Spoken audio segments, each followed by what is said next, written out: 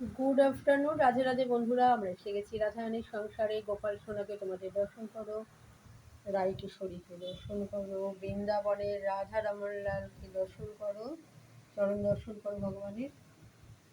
রাধা রমনলাল আর হচ্ছে রাধারানী। এবার বৈকুণ্ঠ ধামের লক্ষ্মী নারায়ণ দর্শন করো। ও মানে উত্তর দিকটা পড়ে গেছে।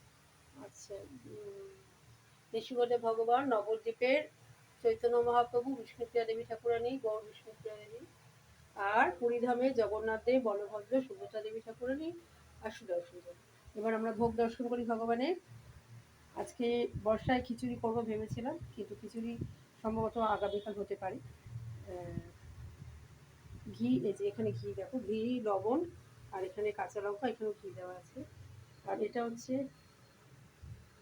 পোস্ত বাটা, তিল পোস্ত বাটা কড়াইতে নাড়ানো হচ্ছে। এখানে বেগুন ভাজা, সরি, পটল ভাজা আর কুমড়ো ভাজা, আর এখানে ওল আর আলু সেদ্ধ। আজকে অ্যাকচুয়ালি গরম ভাত ঘি দিয়ে গরম গরম এসব করা হবে। ঠিক আছে বন্ধুরা, রাধে রাধে। যে যেখানে আছে সকলে ভালো থাকো।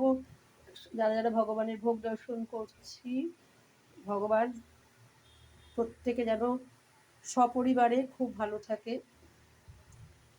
প্রত্যেককে ভালো রেখো।